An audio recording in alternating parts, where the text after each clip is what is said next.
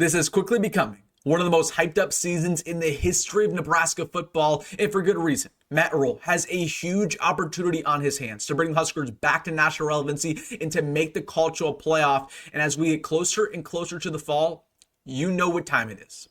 It is finally time to release the biggest video that I do all year on the channel, my comprehensive Nebraska football 2025 deep dive with advanced graphics, advanced statistics, film, and so much more. We're going to go over every single Husker and coach on this team, my honest evaluation of them, my predictions, my expectations, my hot takes and surprises along the way, and everything else you need to know. So really quick, this video is absolutely jam-packed with information. I put so much work into this one over the past couple weeks, so it takes 1 second. It would really make my day. Hit that like button to show your support. And also, if you're a diehard Nebraska fan and you're not subscribed, what are you waiting for? The season is almost here. And listen, this is the only place on Nebraska YouTube where you can get daily content talking about your favorite team, talking Huskers. It is a no-brainer. It takes 2 seconds. Join this family and hit that subscribe button. Thank you so much. But without further ado, let's get into it. My Nebraska football 2025 deep dive. Let's just get things started with the offseason changes for the Huskers. What in the world has happened over the last couple months? Did we get better? Did we get worse? Because I'm going to tell you this right now. Nebraska is going to look completely different in 2025, and it all starts with the coaching staff. We know that our head coach, Matt Rhule, is still here going into his 3rd year, but besides him, everything else has been swept clean. The Huskers have a brand new offensive coordinator. They demote Marcus Satterfield, who is one of the worst in the game. They bring in Dane Holgorsen, who is the head coach at both Houston and West Virginia. And while he coached in 4 games for the Huskers last year, having a full offseason under his belt to implement his system, to learn the offense and change things up is going to be instrumental for the Big Red. They're likely going to go from one of the worst offenses in the conference to one of the best overnight just thanks to this move alone. So that was a huge upgrade for the Huskers. At the defensive coordinator spot, it's a little bit more concerning. You lose Tony White. He left for Florida State. He had a very acclaimed history. While, his tenure with Nebraska didn't really go to plan, he's still a pretty solid coach. He goes over to Florida State. You promote John Butler, who's only been in Lincoln for about 12 months now. He was the DB coach last year, who's hired in July. You promote him defensive coordinator, and there are definitely some questions there because John Butler, he's only been defensive coordinator once before. That was over 10 years ago at Penn State. It didn't really go that well. And while when John Butler coached in 1 game in the bowl game for the Huskers, it looked pretty good, but that was only 1 showing. You got to see that consistently. So definitely a big question mark there around John Butler. Definitely not a huge upgrade at the DC spot, but there's belief inside that building that when it's all said and done, he will be definitely a better coach than Tony White. Just got to see it to believe it. And then last but not least, honestly, maybe the biggest move that Matt Rhule made was demoting Ed Foley, our special teams coordinator, and bringing in Mike Eckler, who's one of the most acclaimed coaches at that spot. Was with Tennessee most recently, was with Nebraska back in the Bo Pelini area. He's going to bring the best out of the special teams unit, which was one of the worst in the country last year, and lost Nebraska a lot of ball games. So from a coaching standpoint, very much improved, not only from a coordinator standpoint, but also with the positional coaches that we'll get into as the video progresses. Now, the only thing that I'll say about this coaching department is that ideally, going into year 3 for a head coach, you don't replace this much. You don't want to replace all 3 of your coordinators. It means that it hasn't went very well throughout your tenure, pretty much. And they're not wrong, right? Nebraska still has a losing record so far in the Matt Rhule era, but with him making all of these changes, with Dana Holgorsen coming in, with Mike Eckler coming in, with some of these positional coaches, Matt Rhule addressed a lot of flaws. The game plan is going to be a lot better. The recruiting is a lot better already. Nebraska definitely upgraded at that coaching spot. Now, going on to each position. Let's start things off with the quarterbacks. Huge upgrade. No question about it. You lose Heinrich Haarberg. He moves over to that tight end spot. Haarberg, definitely had tumultuous career with the Huskers. That's fine. You utilize his ability best at tight end rather than quarterback. And then you bring in 2 very, very solid options. And Marcus Davila, who's a former 4-star, has 4 years eligibility left coming in from Purdue. Very strong arm. He's basically Patrick Mahomes 3.0. I love Marcus Davila's game. You have TJ Lateef coming in, who's a 4-star quarterback. So definitely huge upgrade at that quarterback spot. And also should be mentioned, Dylan Raiola, very much improved from last year. So from a talent standpoint, from a depth standpoint, it's a no-brainer. Quarterback was a huge upgrade. Then looking at the running backs, I can't say the same.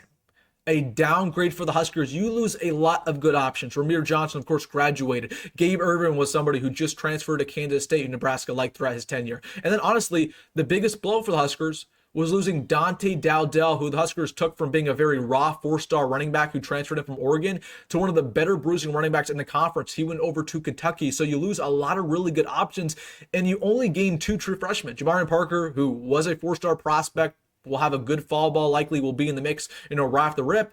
Still doesn't replace what you have for some of these veterans. Then you have Connor Booth, who's definitely a project running back. So running back, no question about it, is a downgrade for the Huskers. You lose 3 guys who probably could have started for you, and you only bring in 2 guys who are pretty much depth pieces. One guy who could start throughout his career in Jamarion Parker, but probably not going to happen right away. So running back play definitely downgraded. Then over to the wide receivers. I'd say pretty easily an upgraded spot for the Huskers. Definitely not a huge upgrade, but it is an upgrade nonetheless. You lose Jamal Banks, who really never lived up to expectations. Isaiah Nayer, who was good at the start of the year for the Huskers and really fell off in the back 6 games. Malachi Coleman transferred over to Minnesota, just never lived up to what we thought he could be. Same deal, Jalen Lloyd honestly was very misutilized throughout his career. Jalen Lloyd should have played a lot more. So you lose those 4 guys, but you bring in some acclaimed transfer. Dane Key, one of the best in all of SC football, and Isaiah Hunter, who was phenomenal at Cal. You bring in a couple 4-star true freshmen in Isaiah Mozee, Cortez Mills, Jeremiah Jones, just to name a few. So the wide receiver spot, very much upgraded for the Huskers, and also to be noted, brand new positional coach there in DeKeel Shorts. Then over to the tight ends. I just put this as neutral. You lose Thomas Fedoni, goes over to the NFL. He was a 7th-round draft pick. You lose Nate Borkature, transferred over to Texas A&M. But you bring in Mac Markway, who I'm just going to count him a new addition because he didn't play at all last year, from LSU, who's a former 4-star. It's a big-time get. And then Haarberg moving over to tight end. So tight end, I'm going to say pretty much a neutral spot. Didn't get better, didn't get any worse. And then last but not least, talking offense, is the offensive line. Definitely slightly upgraded for the Huskers. You lose Ben Scott, who didn't live up to expectations, definitely a solid piece for the Huskers, but I thought he could have been an NFL draft pick. Didn't tend to be that way. Michael Mazuka also did not live up to what we thought he was going to be coming in from Florida. And then Grant Seagren transferred away. You add Elijah Pritchett, former 5-star recruit, Rocco Spindler, who started the national championship game for Notre Dame, and then also a really good freshman class with multiple 4-star guys, one guy who might contribute immediately, who we'll talk about as the video progresses. So offensive line very much improved, and just continued development for some of these guys coming back, like Henry Letufsky, Teddy Prohaska, a couple others to name a few. Then going over to the defense. Did we get better at certain spots? Did we get worse? Defensive line, a slight downgrade for the Big Red. Of course, you lose Ty Robinson, you lose Nash, you lose Jamar, you lose James Williams to the transfer portal. A lot of big-time guys who made big-time plays for you. You really didn't gain that much in the portal to compare. Williams Neri, former 5-star recruit, definitely could be a future first-round NFL draft pick, but we haven't seen it yet. Okay, definitely a big question mark around his game. Jalen George, who was definitely very productive at the FCS level, but again, does he replace Ty Robinson's production? No. Same deal with Gabe Moore, has never played it down in college football. And then development for some of these younger guys, right? Cameron Lightheart, Riley Van Poppel, that's what you gain. So definitely a slight downgrade. I don't think it's as big of a downgrade as some people are expecting it to be, but definitely a downgrade from a talent standpoint from what we saw last year. Linebackers, slightly upgraded, I would say. You lose Stephon Thompson, who was a non-sequitur. You lose Mekhi Bayer, who was really good at the end of the season for Nebraska. You lose Prince Wamambiela, one of the more talented edge rushers in the past decade. But you bring in a bunch of big-time guys. Desama Kola, who was an Oklahoma player last year, was previously with Indiana as well. Very talented freak athlete, can play pretty much all over the field. Marcus Watson-Trent, who's the Sun Belt Defensive Player of the Year. And then a bunch of 4-star true freshmen, Dawson Merritt, Christian Jones, and Pierce Newberry. So definitely a slight upgrade there. Probably not a massive upgrade just because Desama Kola is a question mark, right? Yes, he's athletic. Yes, he's a freak, but he hasn't played to that level pretty much ever throughout his college career. You're kind of expecting him to do a lot right off the bat. And you do lose Mekhi Bayer, who's very productive for you last year. So just a slight upgrade.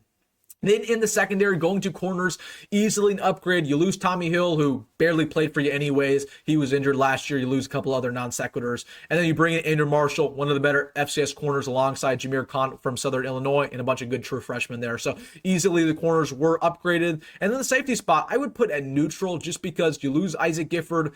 I was not the highest on Isaac Gifford throughout his tenure. That's very well known. I thought he gave up a lot of big plays, kind of a toxic teammate at times. But Isaac Gifford, you lose him. You lose Kobe Bretz to the transfer portal, and you bring in Justin Rhett, who did have a good spring ball, but huge question mark around his game. Can he actually crack this too deep? We will see. And then some development for some of these other guys like Deshaun Singleton and Marcus Buford. So safeties are the same.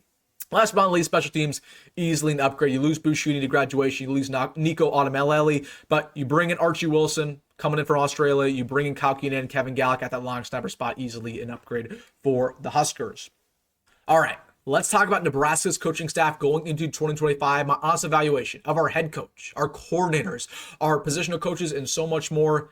Let's strip the Band-Aid off. Let's have a conversation about Matt Rhule. Has his tenure been a success so far in Lincoln? What does this mean going forward? So we know that in year one, Matt Rhule lost 4 consecutive games to go 5-7, narrowly missed out on a bowl game. In year 2, there were a lot of expectations. He said that they were ahead of schedule, that we have a 5-star quarterback coming in, a lot of transfers. But unfortunately, they only won 1 more game in the regular season. Went 6-6. They lost 5 of their last 6, but they still made a bowl game for the first time in about a decade, played Boston College and got it done for a winning record. But still, the record is what it is. In 2 years with the Huskers, Matt Rhule is at 12-13, a losing record. But honestly, the more eye-opening thing to me is the conference record. A win percentage of 33% at 6-12. So let's just start things off with the pros in Matt Rhule's game, right? What he's done so far as a coach that really has impressed me, and then we'll get back to the cons. So Matt Rhule, the first thing that I learned when we hired him from both Baylor and Temple fans, they told me time and time again that he was a great developer, that he was a great leader of men.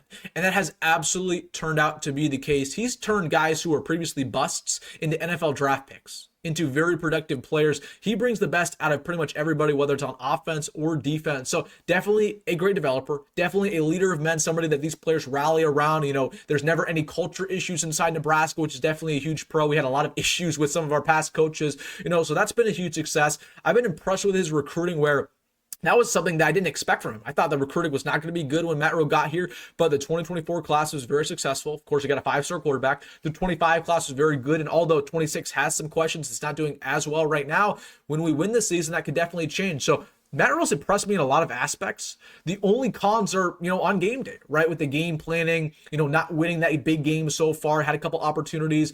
Close games have been very frustrating. He has the same issue that Scott Frost and Mike Riley had, that, when the game gets tight, we just can't get it done. And it honestly, it stems with a lot of these in-game coaching decisions, where, Matt Rhule has a tendency to burn timeouts when it doesn't matter, a tendency to put bad players on the football field. I think he overutilized Malcolm Hartzog last year. He put in Jeff Sims to start off the 2023 season. He completely misutilized that quarterback situation.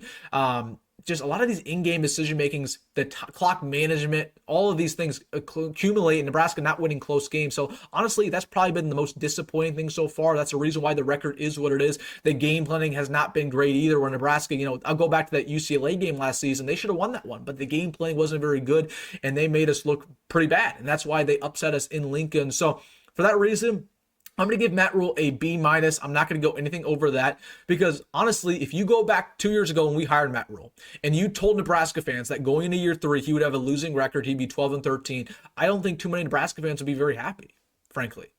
So while I think Matt Rhule is the future here, and I think he's going to bring Nebraska to stability, maybe not to national championships, but definitely to stability, B- is definitely a solid grade for him right now. Pretty much not going to go anything over that. So I think he's, obviously there's been some concerns, there's been some problems. He's learning from that. He's developing from that. He's still learning as a head coach. So I think he's definitely addressed all his issues. He's going to get better at it throughout his tenure. So B- grade there for Matt Rhule. And then talking about our coordinators, Dana Holgorsen, right off the bat, of course, previous head coach of both Houston and West Virginia, all going great of an A-. The big thing for Dana Holgorsen is this game. What's it going to look like? Because he ran an air raid at both of those schools. And while it's not going to be an air raid in Nebraska, it's definitely going to be pass first. It's definitely going to be 55%. It's going to be in it's going to be in Dylan Rowell's hands 55% of the time, with these RPOs, these quick passes, these slants, these screens. Dana Holgorsen, he likes to air the ball out. So that's definitely going to happen once again in Nebraska. He's going to be adaptive, though. The offense that you see versus Cincinnati week 1 is going to be a lot different than what you see versus Iowa on Black Friday. So he's going to be very adaptive, but it's going to be definitely a pass-first offense. And honestly, there are some key things that I think are definitely going to change with the offense this year because of Dana Holgorsen. The explosive play rates. We had one of the worst explosive play rates last year. Only 2 plays over 50 yards. That's not going to happen this year. Okay, we're going to utilize the guy's speed like Jacory, Barney, like Dane, like Nyziah Hunter. The explosive rate is going to be through the roof. We're going to convert on 3rd and 4th downs. We're going to be a lot better in the red zone, the play calling, the situational management. It's going to be so much better just because of Dana Holgorsen calling plays, having that veteran mindset on the headset. So Dana Holgorsen, huge upgrade there, A-. And then going over to John Butler, a lot more question marks. I'm just going to give him a C+ grade right now. He runs a 3.35 just because he doesn't have that much experience. Okay, he was at Penn State about 10 years ago. wasn't great there. There was a reason why he was only defensive coordinator for 1 year, went over to the NFL, was a secondary coach for a long time, did a great job with both the Texans and the Bills, but who knows if he's meant to be a defensive coordinator. He's definitely a good DBs coach, that's proven, but some guys are not meant to be anything more than that. This is big opportunity. And while he did coach in one game for Nebraska, it was against Boston College, it was pretty good. Like, I was impressed with his blitz concepts. I was impressed with his game planning. I got to see that consistently. I gotta say that consistency from John Butler, and I'm excited to see how he changed up this defense. I'm very confident about him from a secondary standpoint because, again, I know he knows how to scheme up the secondary. I'm just worried about the pass rush more than anything. I think that's going to define his career with Nebraska. So right now, I'm going to give him a C+ grade. And you go to last year's stats, Nebraska, one of the worst offenses in college football. It's definitely going to change this year. One of the best defenses in college football. Hopefully, it's right there once again. Then going to our positional coaches. A lot of brand new names pretty much everywhere. Let's just go down the line pretty quick fire here. Glenn Thomas going into his second year. Somebody who's with Matt Rhule both at Temple and at Baylor. Very much a veteran. Did a good job. Also been a very solid recruiter. EJ Barthel, one of our better recruiters. You got DeKeel Short going into his first year at that wide receiver spot. One of the more up-and-coming coaches in college football. That was a big hire for the Huskers. Marcus Satterfield demoted from offensive coordinator now at the tight end spot. Done a decent job there. You have offensive line coach Donovan Raiola, who honestly I'm a lot higher on than most people going to year 4, but this is a big prove-it year with a guy like Elijah Pritchett, Teddy Prohaska, those players trying to turn around their careers. You got Terry Bryan going into his first year, definitely a great developer coming in from the Chiefs, but the recruiting, not so much. You got to figure that one out. Linebackers, Rob Dvorak, one of my highest graded coaches on this team. He gets an A grade simply because the development's been phenomenal, but also the recruiting's been very good for him. He's the reason why Fish and Shavers is as good as he is. Mekhi Bayer broke out in a big way last year. So I expect the linebacker unit to be very, very solid. We'll get into that. Outside linebackers coach Phil Simpson gets an A+ going into kind of his year 1. He was here in 2023 with Matt Rhule, went to Florida State last year and then went back to Nebraska, but he's an A+ coach just because he's the best recruiter on the staff, period. He's the reason why Nebraska is coming back. Addison Williams coming in from UCF at the DB spot. He gets a B+, was also a past defensive coordinator, so that's why he gets that grade. You got Phil Snow coming in, who's an assistant head coach, basically is going to help out with the game planning. He's somebody who's done it at a high level before as the defensive coordinator at Baylor with Matt Rhule, so definitely gets a good grade. You got Mike Eckler, A+. Let's move on, right? Special teams coordinator. We are very familiar with him. And then you got Pat Stewart, brand new GM. He gets a C+ grade just because there are a lot of unknowns, a lot of question marks so far. He's only been here for a couple months, so I'm only going to give him a C+ grade just because we're still trying to figure out what this general manager actually does in the recruiting. Has probably only took a step down since he got here, and that's really the only thing he does is a recruiting. So, Pat Stewart just going to give him a C+ grade. But just look at that in the bottom, right? 6 coaches left after 2024. We hired 8 new ones. That just shouldn't probably happen going to year 3 with Matt Rhule, but, whatever. We got to adjust. We got to get better, and that's exactly what we have done. All right. It's time to get into every single position. Let's get things started with the quarterback play for Nebraska. Let's go over to Dylan Raiola. Let's have a conversation.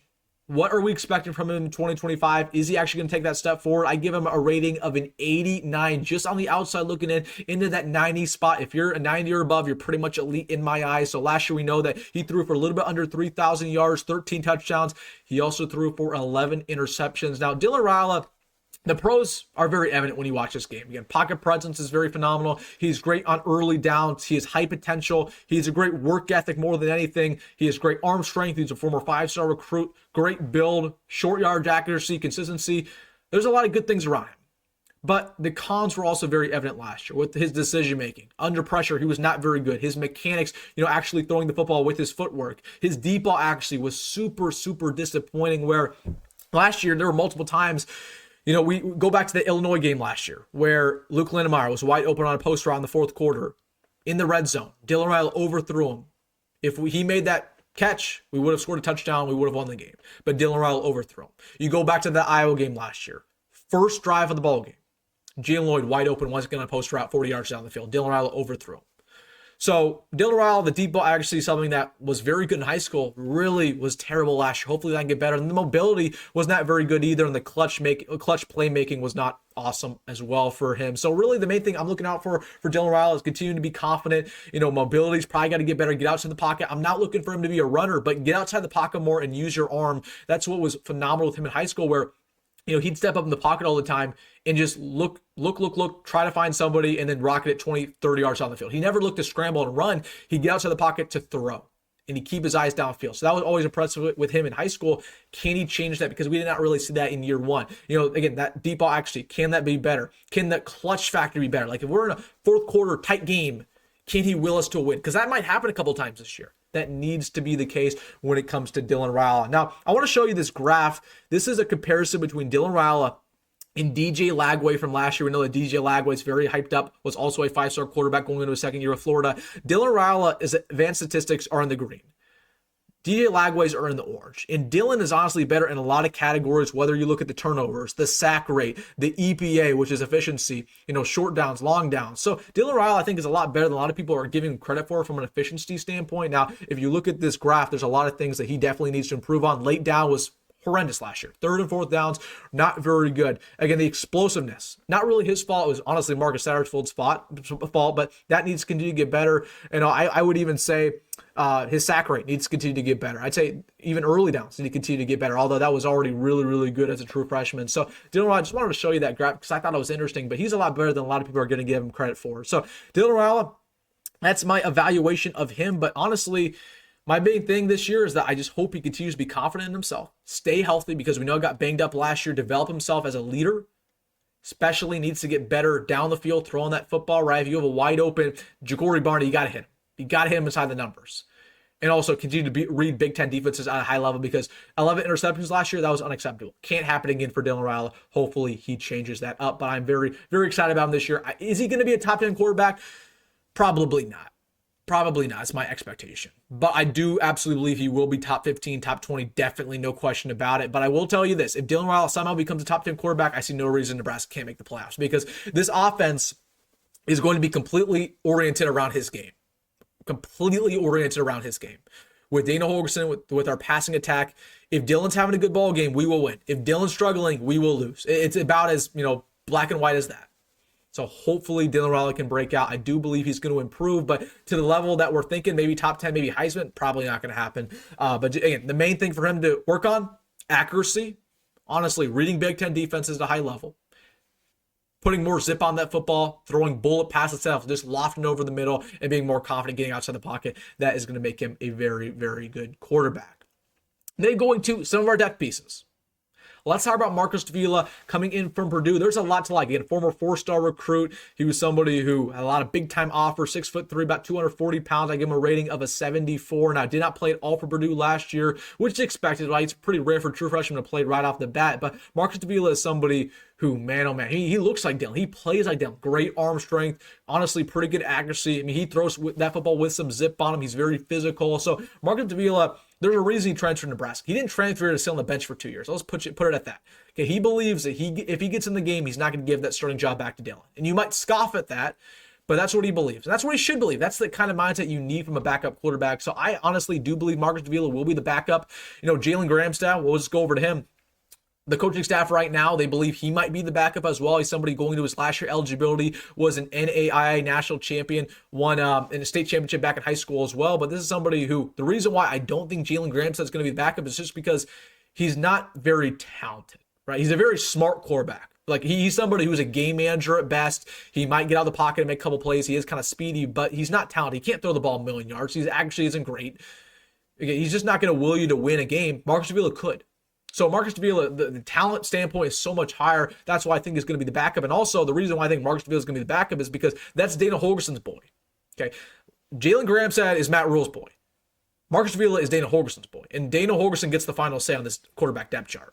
So that's why I think Marcus is going to get that nod when it's all said and done over Jalyn Gramstad, but it's definitely going to be a battle throughout all of fall camp. And then going over depth pieces, TJ Lateef, somebody dual threat quarterback coming out of California, former 4-star, somebody who just hopefully is in our long-term plans, does not transfer out, because I'm telling you, if he can have 2 or 3 years under the system, he's going to be really good, but it's going to take time for him. He's got to fall in love with this place and stay long-term, because if he transfers, I don't think it's going to be the best move for his career. And then you got walk-on Luke Lonville, will probably never play a snap this year. Hopefully he doesn't, but pretty good coach on the sideline, which is what you want from a walk-on quarterback. All right, let's go over to Nebraska's running backs because this could very well derail the Huskers' entire season if it doesn't go to plan. I rank this the worst positional group on Nebraska's entire team. Let's go over to our starting running back because there's no questions around him. There's no concern. We know who it's going to be. None other than Emmett Johnson going into his 4th year with the Huskers. Had a little bit under 600 yards last year for the Big Red. 1 touchdown. I give him a rating of an 85. Now, I'm going to be very honest with you right now. I'm a little bit lower on Emmett Johnson than the majority of the fan base. Now, I want to make this clear. I've been high on him for super long. I've been on the EJ bandwagon for about 3-4 years now. I've told you guys since 2023 he should have started. And he only started at the back half of last year. So you can imagine my surprise when he turned out to be really good. Just kidding. I've been telling you guys that for a while. Like, Emmett Johnson's a very good player. But we're to the point where he might just be a little bit overrated because I'm hearing people say that he's a top 5 player on this team, that he's a top 10 running back in the Big Ten. Like, we're not there yet. He only had 600 yards last year. And yes, was he criminally underutilized? Absolutely correct. But there's some reasons why he didn't play. So Emmett Johnson, starting off with the pros and the cons. I mean, I would tell you this right now. He's Nebraska's best returning starting running back since Nyziah. Easily. It's because of his vision. It's because of his patience. He can juke you out of a phone booth. He's incredibly elusive and shifty. His work ethic is great. He's not somebody who puts the ball on the turf. He has great ball security. He's been getting better at pass catching, which is a reason why he probably didn't play as much last year, but he's definitely got better at that throughout this offseason. His durability is great. He's not somebody to get injured. So there's a lot to like around Emmett Johnson. The only cons that I would say around him, the top end speed isn't phenomenal. He's not somebody who's going to, outrace you. He's not a 4.4 runner. The pass pro is a huge concern with him where, he's not somebody who can block an edge rusher one-on-one. He's gotten better at that, sure, and hopefully he can take that step forward this year, but that's the reason why I didn't play more last year is because, we put in Rahmir Johnson because Rahmir Johnson was better in pass pro. We put in even Dante Dowdell because he was better in pass pro. That's not the case with Emmett Johnson. Hopefully he can get better at that. And the size, he put on about 10 pounds of muscle this offseason, definitely got better in that department. So Emmett Johnson, I'm not asking him to be a superstar. I'm not expecting that from him. I think Nebraska fans, it's honestly unfair for them to expect him to be a top 10 running back in the conference. Like, that's just not going to happen. This conference is loaded. Okay, I'm not expecting him to break out in a big way and be an 1,000-yard rusher. What I'm expecting from him is to simply be in a Nyziah. Stay healthy all 12 games, be a productive starter, potentially be a 6th or 7th round draft pick. If you can do that, that's all I want from you. That's all we need for him to have a successful offense. We don't need a 1,000-yard rusher. We don't need a game changer, an Amir Abdullah. We just don't. We don't need a Quinshad Judkins or Travion Henderson. We just need somebody who could be productive, who can stay healthy, and could be potentially a top 15 running back in this conference. Just stay healthy. That's really the only thing if it comes to Emmett Johnson. So that's my expectation for him. I think it's going to be around 900 yards this year. Maybe even a little bit more than that, maybe at that 1,000-yard spot if everything happens. But the big concern about this running back room is not him, it's the depth. Because you need more than just one running back to be successful, especially in the Big Ten. We know how physical this league gets. Okay, you're going to get hit a couple times, especially when you're getting 20, 30 carries a game. And while Emmett Johnson, he stayed healthy throughout his career, that could very well change. So we need solid running backs to back him up. Let's talk about Quinn Ives. Going into his 3rd year with the Huskers last season, he had 6 carries for 7 yards, averaging 1 yard a carry and 1 touchdown. Now listen, I've been very clear about Quinn Ives. I just don't really believe in him. I'm not going to lie. I don't think he's incredibly talented. He's 6'3", which is kind of tall for a running back. There's a reason why you don't see that anymore. He's not somebody who runs a 4.4 or a 4.5. He's not super physical. He is a good pass catcher, which I'm impressed with, but is he a better pass catcher than Emmett at this point in time? Probably not. So the only thing that I want from Quinn Ives this year, I don't want him to be Dante Dowdell. That's not going to happen. I don't want him to be our pass pro running back. All I need from him is to be our short yardage guy, where it's a 3rd down and 1. You need to get the conversion, or it's a 4th down. You put him in the ball game, you give him the carry, he reads the defense, he shoots through the A gap, and he gets 1 or 2 yards, and you say, great job, Quinn. Now you can try off the field. That's what I want from him this year. If you're expecting anything more from Quinn Ives, it's probably not going to happen. I need him to be that short yardage running back, but he's a huge wild card, and he's somebody who got injured at the end of spring ball. So again, just a lot of concerns around him, but hopefully he can break out in a big way because the coaching staff, they keep telling us that he's better than we expect. Okay, but just got to see it on game days. Because again, I get this a lot from fans. Fans will say, well, Wilson, he's never been given a chance before. You're not right, because he gets chances every single day in practice, and clearly he hasn't made the most of it because he hasn't played till now. But this is a big opportunity. Please make the most of it. But besides that, there really aren't too many better options. You got Jamarion Parker, who's a former 4-star, who's very shifty, very fast, but it's all about him putting on weight ASAP. Like, put on as much weight as possible. Stay healthy because he got injured at the end of spring ball, and let's roll. Let's see what he can do because I think he's super, super athletically gifted. Had a bunch of good offers coming out of high school, so we're hoping that Jamarion Park can break out. But again, from playing this year standpoint, you just got to stay healthy. That's the main thing when it comes to him. And in the depth pieces, Mekhi Nelson had a solid spring ball. Somebody who, not the fast in the world. I'd say he's pretty fast. He might run a 4.4, low 4.4, but he's pretty physical. Like, I do like a lot of parts about Mekhi Nelson's game. I just don't know how ready he is. But I'm hoping he can, get closer and closer to that starting job as he progresses, because I do really like what I've seen from him. I saw him up close personal in the spring game, and he balled out. He played very well. So Mekhi Nelson, hopefully he can crack this depth chart in a way. You got Connor Booth there, true freshman. Only give him a rating of a 65 just because I just don't know if he's ready. Which, he's somebody who, at his ceiling, Connor Booth could be a Rex Burkhead. At his floor, he can never play down here. You just kind of don't know what you're going to get when it comes to Connor Booth, but hopefully throughout his career, he kind of makes himself a role. So that's what I'd say about this running back core. Again, you just need more players than Emmett Johnson. I was hoping we bring in a transfer. They try to get, Jamar Brown, didn't work out. They tried to keep Dante Dowdell, but Kentucky tampered there and took him away. So they clearly don't value the running back position that much just because, we're going to be passing the ball a little bit more. It is what it is. But I'm telling you, if this bites us in the butt, in October or November, I'm not going to be very happy because it was pretty clear this offseason that the running back room needs some work and we just didn't address it. So that is my evaluation of the running back room.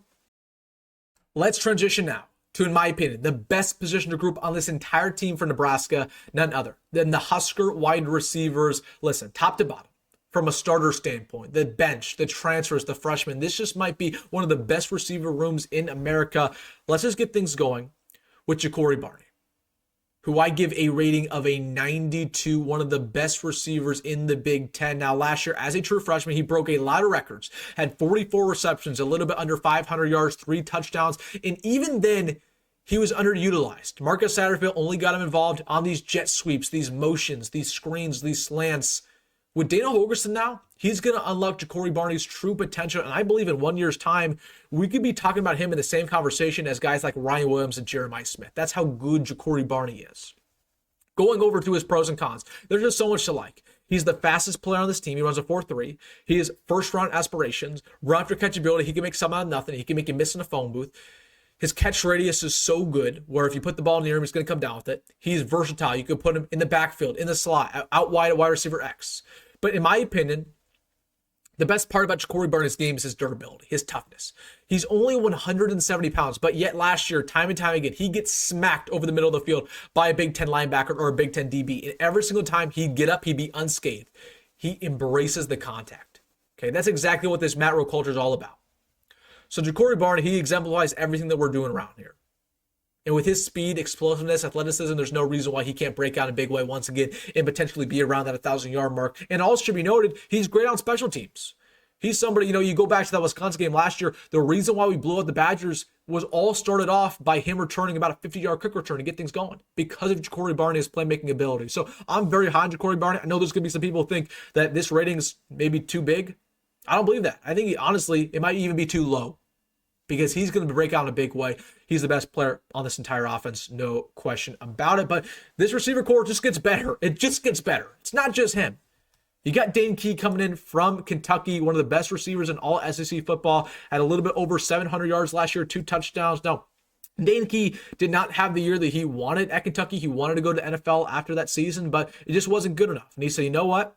I'm going to give it one more go in college. I'm going to go to Nebraska with Da'Keil Shorts, my guy, and be developed to a high level and then potentially be a first, second round, third round NFL draft pick. So there's a lot to like around Dane Key. 6'3". He has the great contest to catch ability. Obviously, great size, great IQ. But the best thing about Dane Key easily is his route running ability. I mean, man, those routes are crisp. And the problem with Nebraska last year in the receiver core was not only were they not physical, but they couldn't beat man coverage because our route running was so bad. That changes this year with Dane Key, because his route running is some of the best in all of college football, period. Okay, it doesn't even matter if you're speedy. If you can't run routes, you're not going to be very good. But if you are an elite route runner, no matter what your size is going to be, no matter what your weight is, doesn't matter, you're going to be solid. Okay, so he's a phenomenal route runner. He's always open. He's a good blocker. He's also versatile. He's a fluid runner. Just so much to like around Dane Key. Now, he's not a burner. He's not somebody who runs a 4.4 necessarily, but you don't need him to be.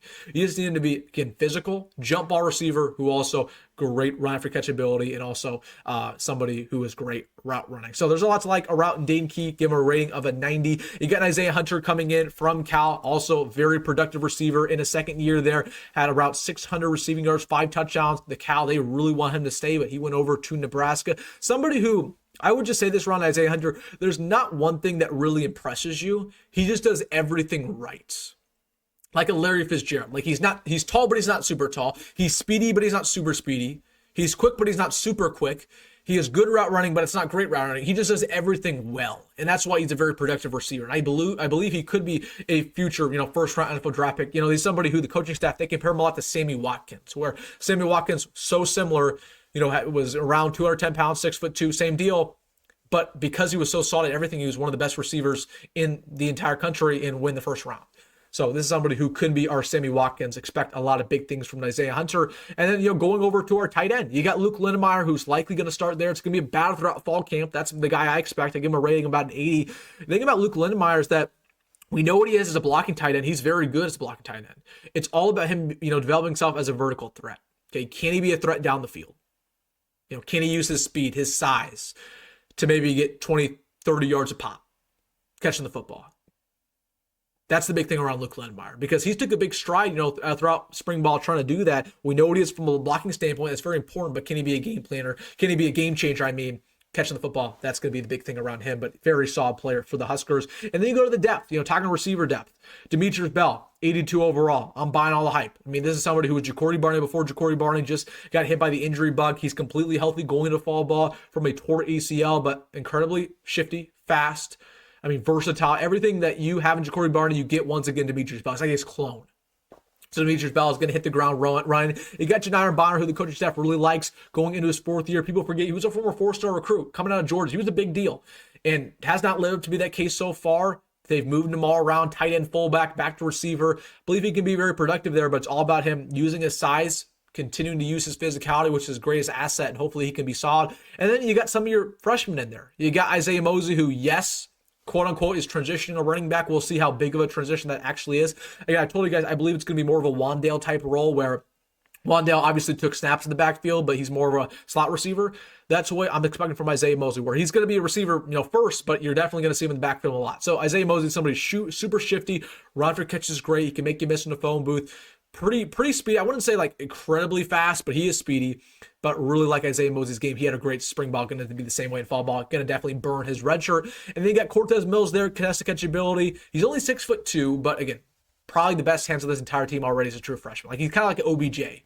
That's a great comparison. He's OBJ, where OBJ wasn't super tall, Odell Beckham Jr., but great hands and great route running. And that's kind of Cortez Mills all over again. So a lot of good depth there at wide receiver. We're not even mentioned a couple of guys, like a Jamarion Jones, who could break out in a big way as a true freshman, right? A couple others there. So the receiver core is just absolutely loaded. And then going over to tight end, also, you got some options. You got Carter Nelson going into his 2nd year, definitely a health concern there. We don't even know if he's going to play from a hip injury, but we know that when he is healthy, he definitely is a vertical threat. He can't block worth anything. Like he's not somebody you can expect to block at a high level, but man, does he have speed? Does he have explosiveness? So there's a lot to like around Carter Nelson. You got Mac Markway in there, who I love a lot, former 4-star. Once again, just gotta stay healthy. I think he's going to be in the mix. He's the only tight end on this roster who can do both, who can both block at a high level and also is a vertical threat.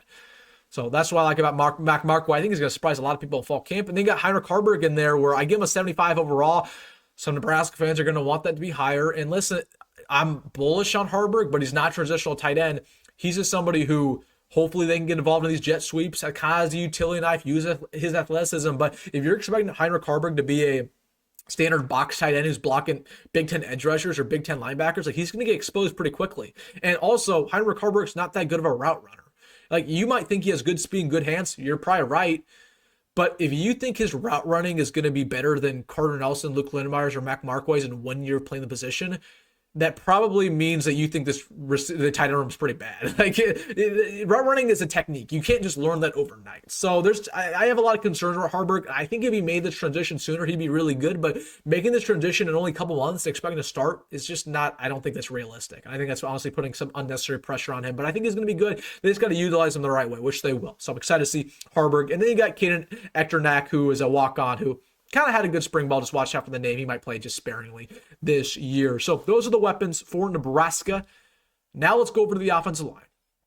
Big question mark for the Huskers. Big question mark. Let's just go with the starters first. Then we'll go to the depth and then my overall evaluation. Elijah Pritchett, let's have a conversation. I give him a rating of an 81, which is still pretty good, even though I said that I'm not buying the hype like some other people. Former 5-star recruit, I give him a big wild card rating as somebody I'm eyes out for, where Elijah Pritchett, he's supernaturally gifted. I mean, he's literally 6'6", 310 pounds. He looks like he's already in the NFL. But when you go back to his film last year with Alabama, it was just so bad. It was unplayable. Again, he gave up sack after sack after sack. He gave up over 30 pressures last year. They moved him from left tackle, right tackle, trying to work it out. The reason why he played last year was simply because Alabama's O-line was not very good. And they had really no other options because they were so injured. So Elijah Pritchett, he has the potential to be really good. But when in the past has Nebraska ever brought the best out of an offensive lineman? Like, when has that ever happened?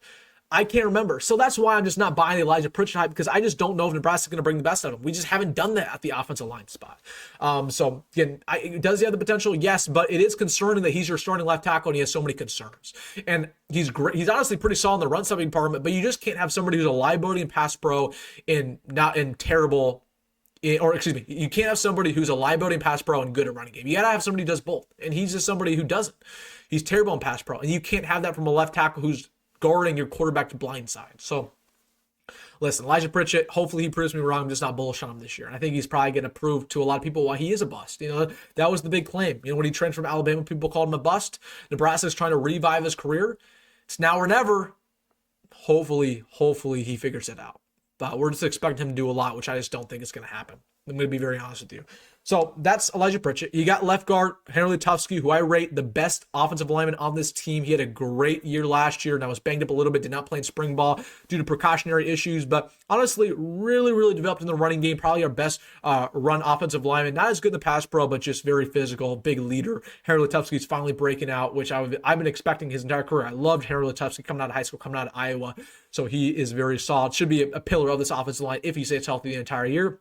You got Justin Evans, who is kind of opposite of Henry Lateef, where Henry's really good in the running game, bad in the pass pro. Justin Evans is really good in the pass pro, but he's terrible in the running game. He's a liability there. And he needs to figure that out a little bit, but he's a leader. He's somebody who is our best pass pro guard we've had in a very long time, and somebody who's going to take a big stride this season. I think he's going to take a big jump because he did take a jump at the end of last year. So Justin Evans, you like him at center. He's a big upgrade from Ben Scott last year. You got Rocco Spindler, transferred him from Notre Dame. I mean, he's just played at a high level for a very long time. Like, he's not somebody who's going to blow you away. He's not somebody who's going to be an all Big Ten type of guy. I don't expect that from Rocco Spindler. I think that's probably a little bit unfair. But he's just going to do all the right things and be a one-year guy and probably go to the 4th round, 5th round. And that's all I really need from him. Just don't be a liability. That's the only thing I'm looking at from Rocco Spindler. So you got that. You got him there at right guard. So you feel good about the interior line. And then you go over to right tackle. Teddy Nebraska, I project him to start coming off of an ACL tear before last season. Now, the reason why I think he's going to start is just simply because that's what we've heard inside the building. That's what we've heard from the coaching staff. You know, I honestly thought going into it was going to be Gunnar Gatula. But the coaching staff believes that if Teddy Nebraska is healthy, when he's actually on the field, he's the best tackle at that right tackle spot. And I don't blame him. Like, when Teddy's been healthy, he's been good. But the thing is, he is just never healthy. Ever. He is never healthy. Okay. In 2021, as a true freshman, he blew out his knee. 22, same deal. 23, same deal. 24, same deal. I mean, he just lower body injury after lower body injury. There's a reason why there aren't 5'10" tackles in the NFL anymore, because they have those type of issues, those center of gravity issues. So Teddy Nebraska, hopefully he finally stays healthy, because when he's on the field, he's actually pretty good. But that's not the issue. The issue is him being on the field to begin with. So that's your starting lineup. Again, you feel great about the guards. You feel great about it. But when you look at the left tackle and the right tackle, oh my gosh, that's when it could really derail Nebraska's season. I'm telling you this, if Elijah Pritchett doesn't work out, we're in a really tough spot. And I think it's a pretty real possibility it doesn't work out. So that's really what I'm concerned about. But, going to the depth, we do have some other options. You do got Gunnar Gatula, who was just mentioned, who, honestly did play good football last year, still has 3 years of eligibility left. I'm just willing him to take that big jump forward. So he could be in the mix at right tackle. He could very well start. There's a lot to like around him. He was honestly pretty good in pass pro. You got Turner Corcoran going into his last year, was a borderline 5-star coming out of high school, has never lived up to the hype. I like him a lot more at guard. but also has a lot of injury issues as well. So Turner Corcoran, just no expectations. I got no expectations for him. Prove everybody wrong and just go out there and ball. Go out there and ball and use your last year of eligibility for good. Hoping that for Turner. You got President Holmes super high on going into a second year. I think he's going to be one of the first guards to come off the bench. Very, very productive Polynesian. You got Sam Sledger, who's our backup center. Like him a lot. Grant Bricks there, who you can put him at tackle, put him at guard. I like him more at guard. Don't know if he's ready from a pass pro standpoint. His technique's still pretty bad, but definitely a mauler in the running game. You got Tyler Knack, who the coaching staff, they're pretty high on, is one of our swing tackles off the bench. Gibson Pyle, going into a second year, kind of just got to do all the right things off the field. Had some issues as a true freshman. Kaahaaina-Torres at 72 rating, as he is a true freshman, by the way. So buy some Kaahaaina-Torres stock because he could very well play in 4 games as a true freshman. Like, he's good. He's going to be good. He's going to be good. Just he does not look like a true freshman. Let's put it at that. And you got Brock Knudsen, Jason Bachacek, who are probably going to play just a little bit, as rotational pieces on this offensive line. So overall, it's a good unit. Again, the interior is phenomenal. Like, I love the interior, this O-line. Like, we're going to have a lot of success running the football. But, man, that tackle spot is just do or die. It could really derail Nebraska's season if it doesn't work out, if Elijah Pridge doesn't work out, Teddy can't stay healthy, like, we're in a bad spot. And suddenly this offensive line went from, okay, maybe it's going to take a step forward to, oh my goodness, we don't have options at, tackle. And Dylan Raiola is getting pressured every single game. We can't do anything. And then we got to start running the football more, but we can't run the football because the running back core is not very good. So this tackle situation might impact Nebraska's entire year. Hopefully, I'm praying Donovan Raiola can bring the best out of these guys, keep them healthy, and break out in a big way. All right, that's Nebraska's offense. Now, going over it in its entirety, of course, you got our quarterback play, which I believe is going to be very much improved in Dylan. You got a solid running back one. The depth's not good, but the running back one's good. Hopefully, he can stay healthy because we just don't want to tap into that depth. Wide receiver core is loaded.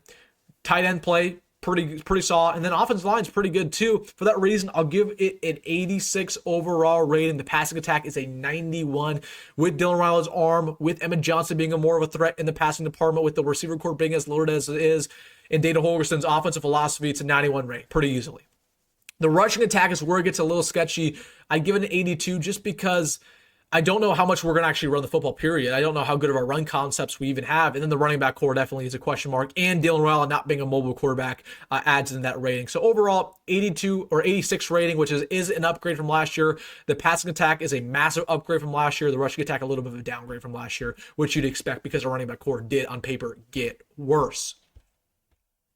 Now, let's transition to Nebraska's defense going into 2025. My evaluation of our defensive line to get things going, none other than death row. Are we still allowed to call it that?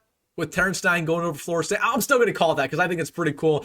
Death row for the Huskers. Now, of course, we know that Nebraska, they run a 3-3-5 with 3 defensive linemen, 3 linebackers, and 5 DBs. Now, I have on your screen 2 of our DNs who are going to start, our 1 nose tackle, and I did put one of our linebackers, our Jack DeSamacola, on here because he's going to be an active part of this defensive line in the pass rush department. So let's just get things going with our starters, and then our depth pieces. Now, this defensive line lost a lot. We talked about it a little bit earlier. You lose Ty Robinson, you lose Nash, you lose Jamari Butler, James Williams, a bunch of productive players who played meaningful snaps, and for that reason, you have a lot to replace. You got a lot of guys who need to step up sooner rather than later. Let's just get things going with Cameron Lenhard, who I give it 84 overall rating. Last year, flopped in a big way. He was on the milk carton. A lot of people expected him to break out coming off of a very strong true freshman year. Didn't happen. Only had half a sack, 16 tackles. When he was on the field, just never made plays. Didn't really feel like he was ever on the field because his name was never called. So Cameron Lenhard, I think a lot of people just forgot about him because they're expecting him, okay, now that he didn't take a jump last year, it's not going to happen this year.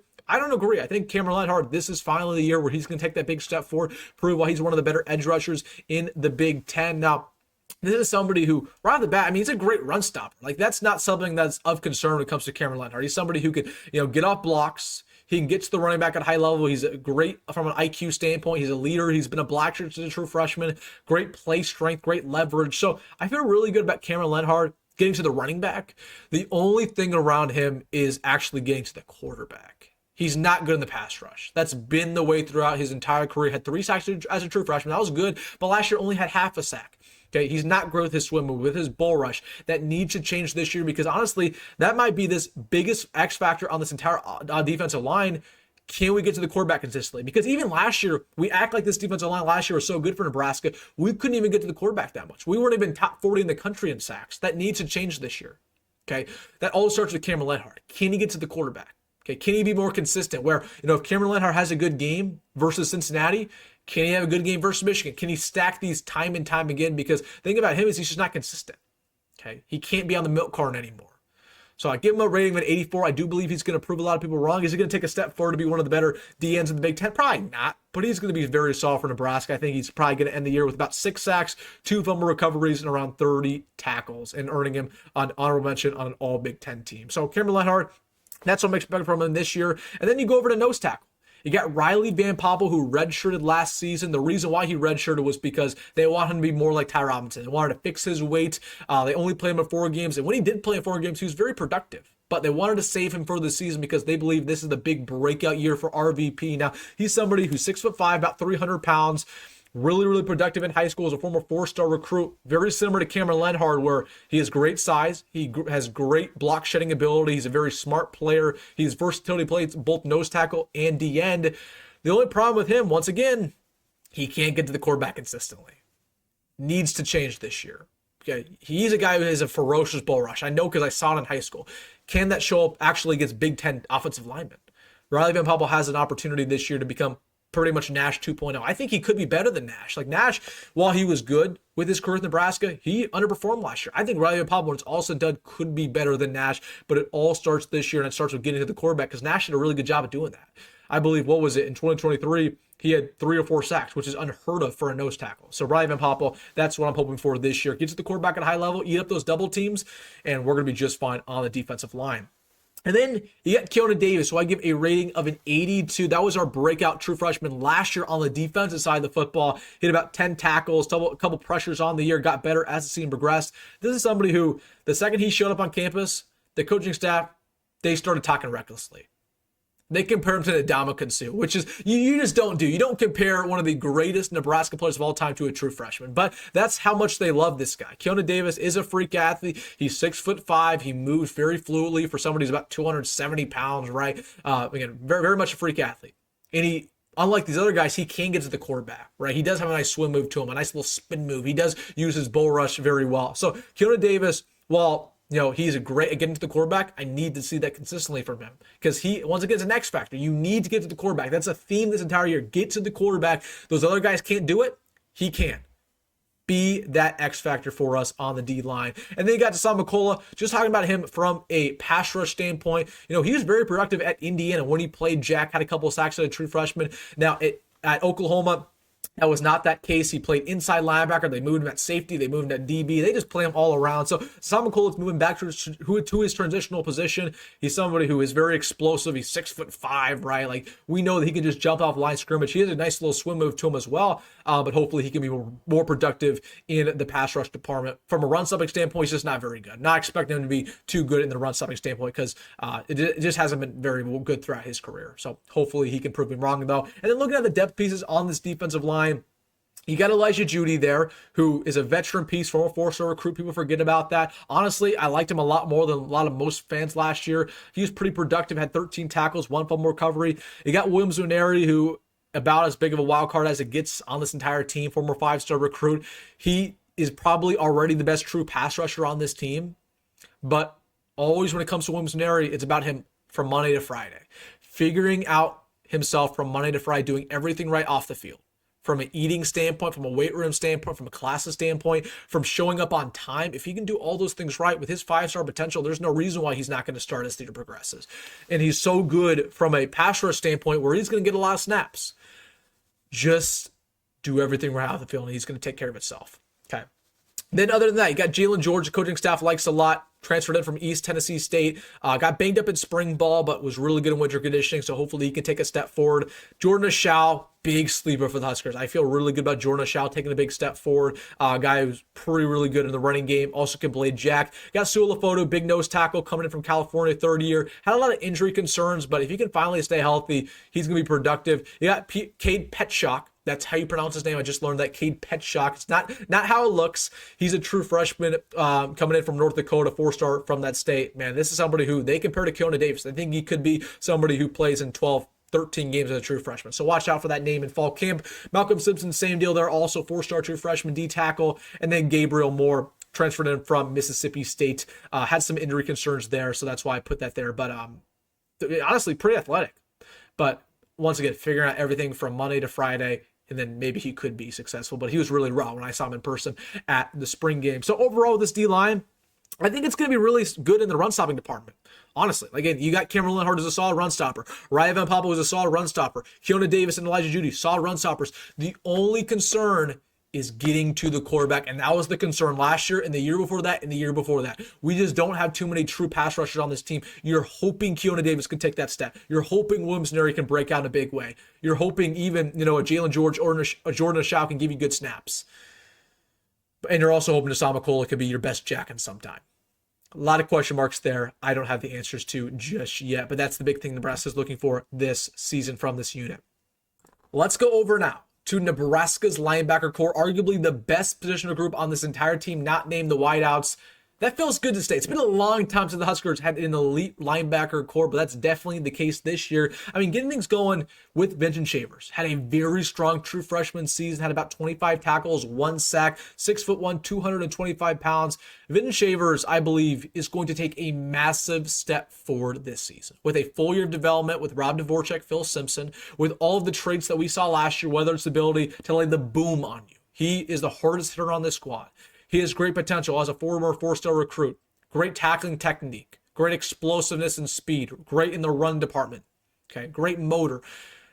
There's just so many things that when you watch Vincent Shavers, there's so many things that just pop out at you. But honestly, the thing I love the most about him, he reminds me a lot of Levante David. Both those guys coming out of Florida. Where Levante, when he was back in Lincoln, he was not somebody who would always be in the right place pre-snap, or he would not read Big Ten offenses at a high level. But when the ball was actually in the air, when it was played, he would make a game-changing play, right? He would lay the boom on you. He would force a big fumble. He'd get a crucial interception. He just knew how to sniff out that football. It's the same deal with Vincent Shavers. He might not be the smartest player on the football field, but it doesn't matter. If you're a gamer, you're a gamer, and you're going to make plays for your defense. So that's the thing around Vincent Shavers. There's just incredible stuff going on behind the scenes with him and his development. The only thing I'd say from a con standpoint, not much experience. Okay, that's not a huge con. And also his coverage skills need to get better, right? He's not really good at pass coverage. He was kind of a liability last year. And when he can take that jump forward to zone coverage, man coverage, that's what's going to bring him to the next step to be a future first-round NFL draft pick, to be an all Big Ten type of guy. Because once you start making plays in zone coverage, man, you're on a different level. So Vincent Shavers really needs to develop himself in that aspect, but he's one of the best linebackers on this team. He's going to break out in a big way. Then let's go over to Marquez Watson-Trent, transfer from Georgia Southern, one of the most productive linebackers in the entire country. Was the Sun Belt Defensive Player of the Year, had 120 tackles last year, 4 forced fumbles, just making plays all over the field. It doesn't matter. I mean, this dude is a freak stud. Only 5'11", 225 pounds. I'll be very honest with you. If you watch him on film, he doesn't impress you with his speed, size, athleticism. None of that really impresses you. But it doesn't matter because he's so productive. If you're so technically sound, you're going to be a really, really good linebacker in the Big Ten. He has great production, great tackling, experience. But honestly, the best part about him is 2 things. Number one, his leadership has always been great. At Georgia Southern, that was the best thing about him, was that, he was always going to lead that defense. And also, he's not somebody who gets injured. He's played every single game in the last 3 years. In 2022, where he came to Lincoln and actually beat Nebraska. In 2023 and 2024, he's played every single game. He's somebody who always is healthy. There's a lot to like around Marcus Watson as well, man. So again, you kind of have the best of both worlds. You got the yin to each other's yang, where Vincent Shavers is the athletic freak, where the production, might be great one game, bad one game, but he's always going to make his way to the football. And then you got Marcus Watson-Trent, who maybe isn't as athletic, but the production speaks for itself, and he's a complete leader on and off the field. Those two are going to complement each other very, very well at middle linebacker and weak side linebacker. And then, of course, Asama Kola, who we just talked about, from a linebacker standpoint, he will have some duties in pass coverage, in zone coverage, which he's going to be very familiar with. He's actually the best. I would say he's the best zone coverage linebacker on this team pretty easily.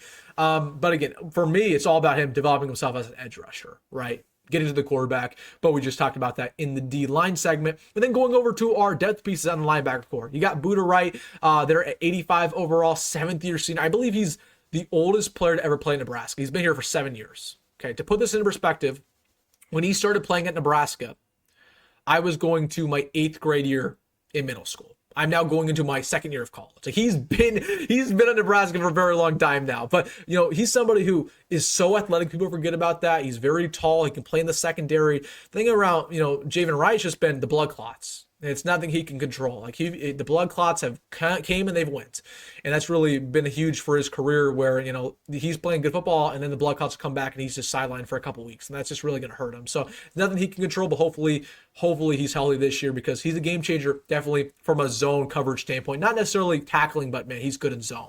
You got Wilson McGahee. He was a game changing Jack. I think he's going to break out this year alongside Deshaun McCullough. Really good getting the quarterback, another X factor there in the pass rushing standpoint. Dylan Rogers, middle linebacker, never really played with Nebraska so far. Kind of a make it or break a year. If he doesn't do anything this year, probably going to transfer out. Same deal, Jacob Bauer. He's a former walk-on. The coaching staff, they were hyping him up in spring ball. I do expect him to play a lot this year in certain personnels. The coaching staff, they said that he was going to start in a certain package. That's probably not going to happen. That was probably a little bit coach speak, but he definitely will play a lot. Another guy who's not super athletic, but very technically sound, and that's kind of what you're looking for, a linebacker. Other than that, you got Dawson Merritt coming off of an injury as a true freshman, big-time recruit, almost a 5-star guy. Hopefully he can play, TBD. You got Gage Stanger going to his 4th year, more of a special teams type of guy. Maverick Noonan, a lot of fans love him, obviously, with his dad, Dan Noonan. He's just got injured time and time again throughout his career. I'm just not expecting much from Mav. And then you got Christian Jones, who's an athletic freak, but just got to figure it out, learning out Big Ten offenses, learning film, stuff like that. So that is the linebacker core. Very good, very deep. I feel very good about the top 5 there. The top 5. It's really solid. Now, if we have to get into these depth pieces like Jacob Bauer, Dylan Rogers, Gage Stanger, there's some issues, but not really worried about it. It's good. It's good in pretty much every aspect. It's great in the in-zone coverage. Really good from a run-stopping standpoint. You got guys who mask each other's flaws. Like Vincent Shavers might not be the best in zone coverage, but Marquez Watson and Buda Wright make up for it. Where Buda Wright might not be the best stopping the run, but Vincent Shavers and Marcus Watson make up for it as well. So again, these guys cover each other's up, cover up each other's mistakes. That's what the best units do. It's phenomenal. It's the second best unit on this entire team for the Big Red. Now let's wrap up Nebraska's defense. Talking about, in my opinion, the most disrespected unit on this entire team. This could very well be the Huskers' 3rd best positional group, none other than the secondary. We're going to go corner, nickel, safety. Now, Sear Wright going into his 2nd year with the Big Red, transferred in from USC, and honestly had a really good year. He probably should have started from the get-go last season, but after Tommy Hill got banged up, Marquez Buford wasn't as good as we thought at corner. Sear Wright really started to shine. He had about 40 tackles, 2 interceptions, 1 pick 6 coming against his former squad. Now, he's somebody who runs a 4.4, good ball skills, as we saw last year with his interceptions, really solid in man coverage, athleticism, the potential, the IQ to be a 1st-round, 2nd-round NFL draft pick. So a lot of things there about Sear Wright that you could build a defense around. The only cons I would say are the tackling needs to continue to get better, needs to be more physical. Zone coverage was not good from Sear Wright, or pretty much any Nebraska secondary player for that matter last year. Like, that needs to change. And then, in my opinion, the big thing that I'm looking out for when it comes to Sear Wright, his increased role, going from corner 2 to corner 1, because that's a big adjustment. Whereas when you're a corner 2, you're going up against these medium level receivers, and that's great, and you can be very productive. But when you go to corner 1, you start playing against the elite 1st-round NFL draft pick receivers, the Jeremiah Smiths, the Ryan Williams, and that changes things really quick. You could be a really good corner 2 and be a bad corner 1 very easily. So we've seen this in the past where, Lamar Jackson for Nebraska or Cam Taylor-Britt, they would move from corner 1 to corner, or they go from corner 2 to corner 1, and they would fall off a cliff. They wouldn't be the same player. It'd take them some time to develop. So I'm hoping Sear Wright does not struggle to start the year at corner 1. It could take some time. I think he'll hit the ground running just with his experience. But that's the main thing I'm looking out for. Can he take that step forward and be that corner 1 we think he can be? Because even Tommy Hill kind of struggled being corner 1 as his year progressed. And then you got a battle at corner 2. It's either going to be Amari Sanders or it's going to be Andrew Marshall. I think it's going to be Amari Sanders. I really do. And this is somebody who's 6'2", 175 pounds, played some good snaps for Nebraska last year. The reason why I think it's going to be him is he might not only just be the most physical corner on this team, but he's still super athletic. He's somebody who can poke the ball out, right? Super tall, which Nebraska's looking for. So there's just a lot to love around Amari Sanders. But, Andrew Marshall's the same deal there. Great ball skills. He has, presence on special teams, really speedy. So both those guys very productive. You really can't go wrong or can you? But that's going to be something to watch there in fall camp, who wins that corner 2 battle. But then talking about the other stars in the secondary, you got, of course, Malcolm Hartzog, who, let's just talk about it. Probably one of the most controversial players throughout his time at Nebraska, right? Where, he had 4 interceptions last year, about 50 tackles. I mean, he's pretty productive, but he's a guy who just gets burnt constantly. He's not good at man coverage. And the thing about Malcolm Hartzog is he is speedy. He's not very tall. The problem with him is he's always ball hawking, where he's going to look at that quarterback, trying to find that ball, trying to get a clutch interceptions for a team. And that's great. But because of that, he keeps his eyes off of the receiver and he gets burnt time and time again. And it's been that way since he was a true freshman. It has not gotten better. So it is going to be a battle this fall. Who is going to be our nickel? I think it's going to be Malcolm Hartzog. This staff, especially Matt Rhule, has a bad tendency to play veterans who have started for him the past couple years and not try out new people. He has a bad tendency to do that. So I'm hoping that Malcolm Hartzog proves that a lot of people wrong. But all I need him to do is, simply put, keep your eye on the receiver. Stop trying to ball hawk all the time. You're very good. You can catch a lot of these contested balls, but be more of a lockdown nickel. That's what we need from you. We do not want you to be the ball hawk guy, because in that case, you're going to get burnt constantly. We just don't want to see that once again, because that's really going to be a liability for this defense. And then talking about our safeties, I feel really good about our safeties. You got Marquez Buford, which free safety is his normal spot. They moved him to corner, they moved him to rover, they moved him to nickel. No, he should be a free safety. That's where he's been most productive throughout his career. He has a full offseason healthy for the first time in a long time as well. 25 tackles last year, 1 interception. He was pretty solid, but again, they just moved him around too much. Like moving back to free safety is where he's going to be most productive. So I'm excited to see what Marcus Buford can do. Just got to stay healthy. His true potential will shine. And then you got Deshaun Singleton, who I'm going to give a 91 overall. In case you haven't noticed, that's the second highest on the team. Again, I'm very high on Deshaun Singleton. I think he's going to prove a lot of people wrong this year. Hardest hitter, not named Vincent Shavers. He's great in the run-stopping department. You can put him in the box if needed. He's gotten better in coverage. He has great instincts. He's very athletic. He has a full offseason, completely healthy with the same coaching staff for the first time in his entire career. I can just go on and on. I've bought so much stock into Deshaun Singleton where if he doesn't live up to the hype, I'm going to go bankrupt. I'm just kidding. But I do believe he's going to be a guy who we talk about in a couple months as an all-Big Ten type of guy. A guy who can go, third round, fourth round of the NFL draft. So really excited to see what Deshaun Singleton can do, but he's going to hold things down at strong safety. He's going to hold things down in a big way. So I honestly really like the starting lineup. The only question is really Malcolm Hartzog, funny enough, but I'm hoping that Addison Williams, our new DB coach, gives him a very short leash, where if Malcolm Hartzog's out there against Cincinnati or Michigan getting burnt, you're out. And we're going to give a couple of these depth pieces a couple chances. So you go to the depth. Of course, we just talked about Andrew Marshall, very speedy, coming in from Idaho. Again, could very well start. We'll see. You got Mario Buford, who is definitely going to be in the mix this year. Could be your starter at nickel if Malcolm Hartzog doesn't work out. He's a guy who can play corner, nickel, safety, pretty much all over the field. Very physical, great man coverage. Former 4-star out of DeSoto. Loved his film in high school. You got Larry Tarver, who pound for pound might just be the best man coverage player on this team, not named Sear Wright. He's going to break out this year, whether it's at slot or at traditional corner. Jameer Khan is very physical, transferred in from Southern Illinois. Got banged up a little bit in spring ball with a shoulder injury. He's going to be 100%, but he could very well play. You got Donovan Jones, who I'm not as high on him as a couple other people. He did start in the bowl game, and he played well, but just not super athletically gifted. I think, honestly, his best spot might be either strong safety or slot going forward. I just don't really love him at boundary corner.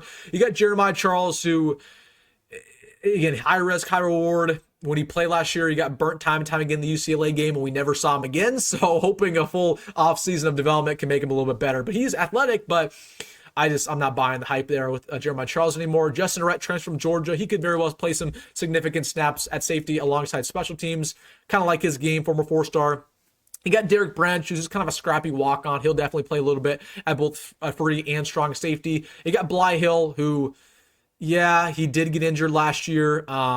When he did play against Wisconsin, he got burnt time and time again. He gave up, like a 70-yard post-route touchdown to the Badgers just because got burned in man coverage. I mean, it's just as simple as that. So I think Bly Hill, just somebody who the coaching staff, when he got here, they were talking crazy. They said he was going to start, and he just never lived up to that way.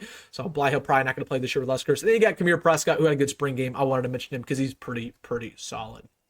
Overall, with Nebraska secondary, I think it's the third best on this team. In my opinion, it's all about it being more physical as a unit, taking the ball away because we've not been good in the takeover department, and also, honestly, be better in zone coverage because we're good at man, not good in zone. Got to be better there. Overall, looking at this entire defense, I'd give it a rating of an 87, which is an upgrade from last year. A little bit worse than the run-stopping department, just because you lose Ty, you lose MJ Sherman, you lose Mekhi Bayer, who I thought was a very productive linebacker. So a little bit worse there on the run-stopping, but a lot better in the pass coverage. An 89 overall there, just because I'm very confident about this secondary, and I also think that some of our linebackers are pretty good in zone coverage as well, like a Marquez Watson, like a Buda Wright. Even Vin Shavers can develop in that aspect. So very, very confident about this defense. I think it's going to be 87 overall, about as good as our offense. Don't think either one are going to be significantly better, which is a good thing. Overall, it's a solid team, man. It's a very, very solid team. But you know what? We're not done. We're not done with this team because we got to talk about the special teams really, really quick here because this is a question mark. It still is a question mark. Yes, you bring in Mike Eckler, who's a great corner, did a lot of good things at both Tennessee and back with Nebraska a long time ago, but there's only so much you can fix in one offseason. And I'll tell you this right now. I love our return situation. I love our actually going down and tackling the returning man. But from a kicking standpoint, from a punting standpoint, there's never been more concerns. Okay, you got John Holder, who's probably going to start once again. Had a percentage of 67% last year. Not very good. Not very good. And he also missed an extra point in there. Now, granted, the long snapping was not great. The holding was not great. But even when he did get a good snap here and there, he'd still shank the kick. So John Holt, hopefully he can break out with an actually competent long snapper in Kevin Gallick. You got Archie Wilson at that punter spot. He's about as big of a wild card as it gets. Like, we have no idea what we're getting here. Coming in from Australia. He's never played college football before. Shouldn't be that big of adjustment from what he's already been doing. You're just putting on pads. You're putting on a helmet for the first time. So he'll probably be fine. But again, we've just never seen him. We've never seen a snap of him actually play football. And then Kevin Gallick, who should be a solid long snapper. My philosophy when it comes to long snappers, if I never hear your name called, you're doing a good thing. You're doing fine. If I never hear your name, you're going to be just fine. And hopefully that's the way with Kevin Gallick. I never want to hear his name ever again, because that means he's probably doing pretty good. So that's my mindset when it comes to Kevin. But, talking about the kicker battle, you also got Kyle Keenan in there, who they brought him in for a reason, right? Mike Eckler was clearly not satisfied with John Holt. Clearly. And we know that John Holt got injured in spring ball. That's the reason why Kyle Keenan's now on our roster. So he's definitely going to compete with him. My prediction is Kyle Keenan's are starting, is our kickoff man. And then we have John Holt actually doing our place kicking. That's my prediction. And then you got Tristan Alvano. Pretty much a make or break a year for him. His confidence is shot. His injuries is a huge issue too, I just think. Tristan Alvano, he probably won't be on the roster next year. This is just my guess. Just my guess when it comes to him. So, evaluation of the special teams, man, if John Holt can break out, that's really the big thing. That's just the big thing around him. If he can break out, I think we'll be just fine.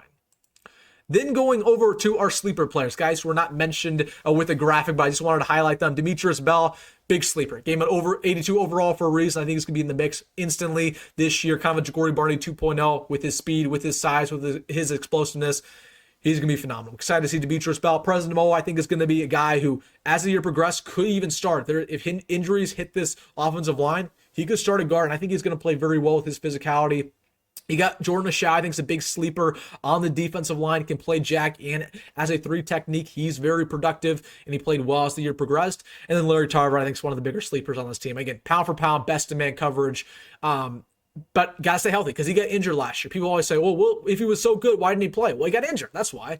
But hopefully he can stay healthy because I think he's going to break out in a big way. Then going to our X Factor players. Now, what I mean by X Factor is these guys are not guarantees, but if they can break out or if they can do what can be expected of them, it's going to take this team to a new level. Okay. Dylan Raiola objectively is an X Factor player. He controls this entire year for us. Like, if he's balling out, if he's a top 10 quarterback, simply put, we're going to make the playoffs. If he is struggling, throwing over 10 interceptions, we're not going to be very good. It's as simple as that. Jamarion Parker, I'd say, is a huge X factor because we know what Emmett Johnson is, but we don't know what Jamarion is. And if Jamarion could be kind of an H.A. Allen type figure or a Gabe Irvin type figure where you're, just productive as a true freshman and can give us some good snaps, man, like that would be huge for this running back core. Huge. It would take this running attack to a different level with his explosiveness and his size. Then you got Wilsondittman. I think a huge X factor on this defense, where I told you guys the big question mark, in my opinion, is the pass rush. He, right now, is the most talented pass rusher on this team. but can he do everything right off the field? From Monday to Friday, that's the big thing around him. He's a huge X factor, no question about it. He has the ability with his play alone to take it to a new level. And then John Holt just talking about, I mean, about as big of an X factor as it gets. Like if he can take a step forward and be a 90% kicker, 95% kicker, oh my gosh, we're in a good place. We're in a really good place. Now, if he struggles like last year, we have some issues once again. And we just got to figure that out pretty quick. But he's on a very short leash, I'll put it at that. But hopefully he's healthy going into fall ball because he was not healthy in the spring. Now with my overall evaluation of the roster. Strengths and weaknesses. The strengths, I think the quarterback talent's very good. Not only with Dylan, but the depth's good. You know, you got Marcos in there. You got Jalyn Gramstad, who might not be the most talented quarterback in the world, but from an IQ standpoint, he's top notch. You got TJ Lateef, who's very talented. So the quarterback room is the best it's been in a while. Wide receivers, obviously, I mean, we know what they are. We know they're going to be elite. So that's obviously a huge strength. Secondary, I think the secondary is very talented. It's going to take a huge step forward. I put that on the strengths. The coaching staff, while it's not a great look that we replace so many coaches, have a bunch of new ones going into year 3 of Matt Rule, bringing in Dana Horson, bringing in Mike Eckler, bringing in, you know, these great assistant coaches like the Keel Shorts, Phil Simpson, you know, having even Phil Snow in here, right? It's a great coaching staff and they address a lot of our weaknesses in our game planning and recruiting. So coaching staff's definitely the best it's been in a while too, from top to bottom, not just Matt Rule. And I think the culture of this team's finally turned a corner. I think we're finally going to have that winning culture this year. You're starting to build it in practice, but on game day, that's when it's really developed. And you got to get off to a really hot start this year. And that's really when the culture is going to show up. And we're actually going to win football games, right? So culture is huge. Now, overall to our weaknesses, we do have weaknesses. We're not a perfect team just yet, right? Running back depth, pretty evident. That's a concern. We just don't have anybody besides EJ who's proven. Pass rush is a concern. I think that's a huge X factor, you know, a huge thing for this entire defense. If the pass rush can show up, could take this defense to a new level, but we just don't know. We didn't even see that last year, so that's a weakness. Offensive line production is a weakness where I do really like the offensive line, but Teddy Prohaska as your right tackle, not too much production in his career because he's been injured. Elijah Pritchett, pretty much no good production. You have Henry Latufsky, who had pretty much only 1 year good year of production, and besides that, the depth, pretty much no playing time there. So the offensive line, while it's talented, while I think it's going to be good, the production in the actual experience isn't as good as maybe a lot of people would think. And the weaknesses, kicker. Yeah, I mean, kicker's a weakness until proven otherwise. Now, going over the biggest X factors, again, Dylan Riley we just talked about. He controls the entire season. Late game decision making, it doesn't matter how talented you are. If you screw up when it matters the most, you have bad clock management, and you put the wrong players in the wrong play call, you're not going to win too many football games. So it's very important that Nebraska, good late game decision making to win these close ball games. And the last but not least, special teams decides the entire year. How good is your punting, kicking? Can you flip the field? Can you have dynamic kick returns, punt returns? That's huge for Nebraska. We know how big of an X factor that is. All right. Last but not least, our 2025 outlook, looking at this schedule, looking at Vegas, looking at the ceiling and the floor. So let's just look at the schedule first. Let's go to the left-hand side of your screen. We play Cincinnati, get things going. Now, of course, I'm not predicting my win total in this video. That'll be next week, next Saturday at 10 o'clock Central. So set your calendar because that'll be a big one with advanced graphics, advanced statistics, and so much more. But looking at the schedule, our first impression. Cincinnati, we should be a favorite. Pretty much a big favorite. I think that might go up to 10 by game time. We're going to beat Houston Christian and Akron, right? They're going to be huge favorites. Michigan's, in my opinion, going to be an underdog game. They're going to be ranked. We might be ranked too, but Michigan's going to be solid this year. You got Michigan State and Maryland, both those kind of trap games, but we should be favorites. Minnesota, I think, is going to be a pick 'em on the road Friday night. It's going to be a tough environment. You got Northwestern, very well should win that one. USC is a tough one. You're going to be probably underdog at home. You got UCLA, you're going to be a favorite on the road. Penn State, probably going to be a loss, one of the best teams in the country. And then Iowa, I believe that's going to be pick 'em at home to end the year. So looking at the Vegas over and under, you got 7.5. That's the same deal from last season. We took the under last year. This year, hopefully, we take the over. Now, looking at our ceiling, I think it's going to be 10-2. Some people are going to say it's 11-1. I believe that the ceiling for Nebraska, if everything goes right, you win every single game except for Penn State, and you lose one game, you probably shouldn't. That's the ceiling. 11-1, I don't know if that's actually realistic because that would be an Indiana type season. I just don't believe it. I don't believe that's going to happen. I think Nebraska, their best case scenario is a playoff spot, and that's perfectly fine, 10-2. I just think there's too many things that hold us back from being 11-1. The running back depth, the pass rush, again, the special teams concern. Just don't know if that's good enough just yet to be one of the best teams in America, which 11-1 is. Then Florida is 5-7. If everything goes bad, the injuries start showing up, if Dylan Riley doesn't break out, if we still have the same special teams concern, if Dana Holgorsen doesn't revolutionize his offense like we think, yeah, 5-7 is a possibility. It is.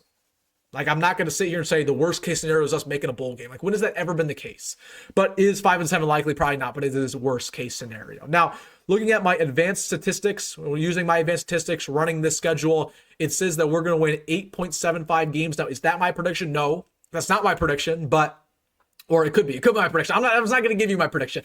But anyways, that's what the advanced stats say. So if you're betting on this line, hey, that's over 7.5. I just wouldn't touch it. I would never bet on Nebraska, to be honest with you, because we know how unpredictable this team is year in and year out. So, all right, guys, that is my evaluation of Nebraska going into 2025, the deep dive, talking about every single player, every single coach.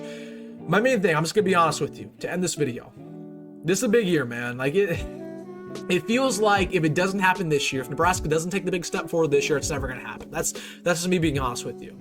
Okay, the roster is finally in a good place where I can finally easily say that we could make the college football playoff if everything goes right.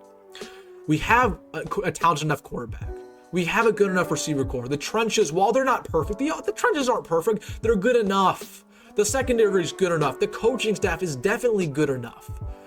So from a roster standpoint, it's definitely solid. From a coaching standpoint, I think it's good too. Having Holgorsen was such a big addition. Mike Eckler was such a big addition.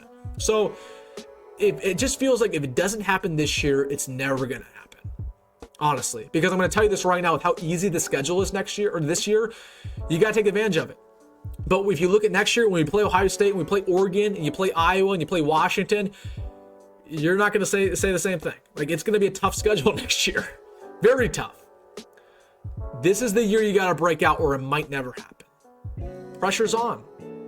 Pressure is on. But I'm going to tell you this, the roster's good enough, the coaching staff's good enough, but when it matters the most, when it is a close game, fourth quarter, tie ball game, you got 1 minute left. You're on your own 50-yard line. Can you make a play to will your team to a win? Because in the past 5-10 years, we haven't done that.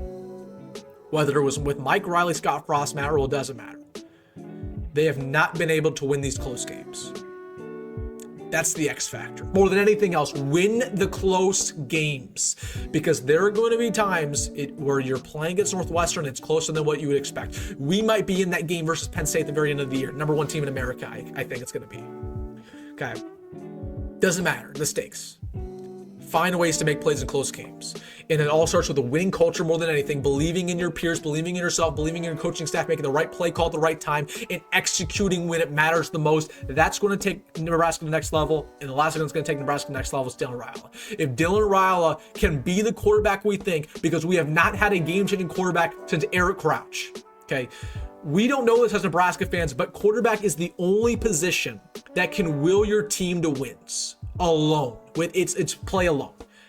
Okay, so if Dylan Raiola, maybe the defense doesn't have the best day. Maybe the running backs do not have their best day. Even we miss some kicks here and there. But if Dylan Raiola is on that Heisman mode, where he's slinging that ball, not missing any passes, not throwing interceptions, okay, extending plays with his legs, he, unlike any other player on this roster, has the ability to will us to a win with his play alone. So if Dylan Raiola can become that top 10 quarterback, which I have my questions about, I'm sure you do too, I see no reason Nebraska can't win 10 games. No reason. Again, I'll give you my prediction next week. Comes down to late game decision making, Dylan Raiola, let's roll. It's going to be a very fun year, man. I'm excited to cover it with you guys. Make sure to watch all of these videos on the channel this year, because again, we're going to have preview videos. We're going to have wrap-up videos. Man, it's just going to be a fun time. I'm excited to share it all with you guys. I'm excited. I'm nervous. Let me know your thoughts down below. So really quick, everybody, if you made it this far in the video, shout out to you. I appreciate you. Hit that like button and subscribe. Again, I put a lot of work into this one, so it means a lot to me that you guys watch this one and support me. I'm just so grateful for all you guys. I'm going to continue to work hard every single day to bring you the best content on Nebraska YouTube. All right, guys, hit that like button and subscribe. Give me your comments down below about anything. And as always, folks, go Big Red, go Matt Rhule, and I'll see you in the next one.